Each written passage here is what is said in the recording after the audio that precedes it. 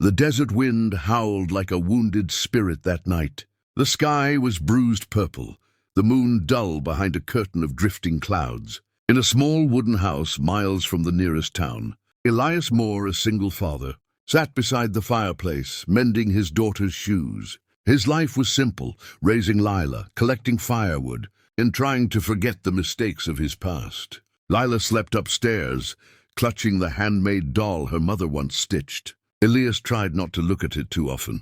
The memories hurt. Just as the fire flickered low, a knocking came at the door. Not gentle, urgent. Elias stood cautiously, gripping the old hunting rifle that hung near the wall. He opened the door halfway. Standing before him was a young woman, skin the color of sun-kissed earth, hair long and black as raven wings, clothing torn from travel. Her eyes were sharp, proud, yet filled with exhaustion.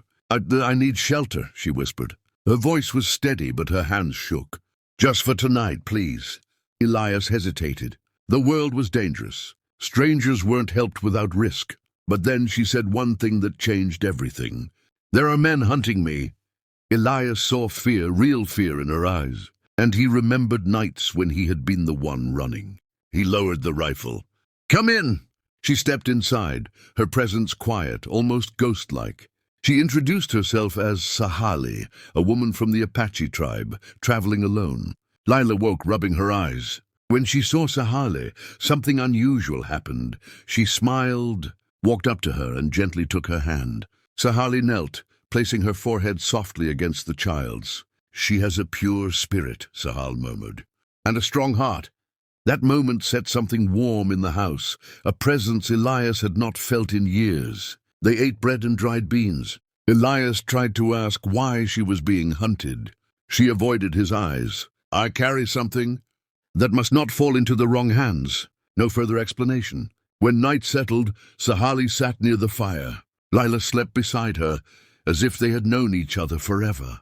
Elias watched them quietly, trying to understand why this stranger made his home feel whole again. But miles away across the dark desert, torches flickered. Voices shouted, horses thundered, and they were coming closer. Sahale opened her eyes without being touched. She had felt them. The night of calm was ending. Chapter 2, The Truth in the Firelight. The next morning arrived heavy and silent. Elias found Sahale outside, kneeling in the dirt, drawing symbols with her fingertip, circles, lines, shapes like constellations. What are you running from? Elias finally asked. This time she answered, my people have been scattered.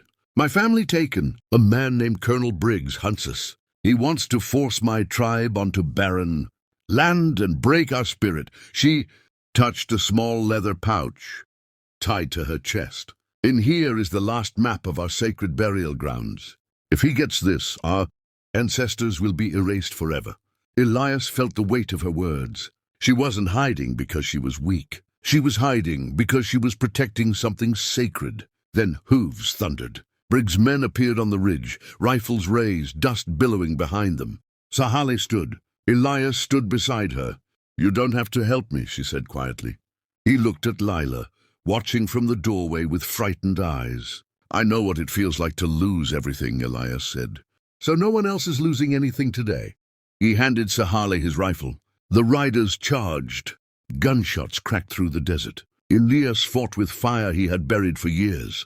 Sahale moved like a storm, swift, fluid, unbreakable.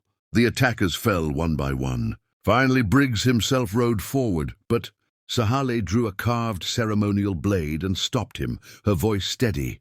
My people will not be erased. The battle ended. The dust settled. The desert exhaled. Sahale turned to Elias, gratitude deep in her eyes. You have given more than shelter. You have given respect. She knelt before Lila once more and placed the leather pouch around the child's neck. One day when she is grown, she will understand the value of protecting history, even when the world tries to bury it. Elias felt tears form, but they weren't of sadness. They were of finding something he didn't know he'd lost. Hope. Sahale walked toward the horizon, disappearing into the rising sun. Lila held Elias' hand. Will we ever see her again? He smiled softly. If the wind carries her here, yes.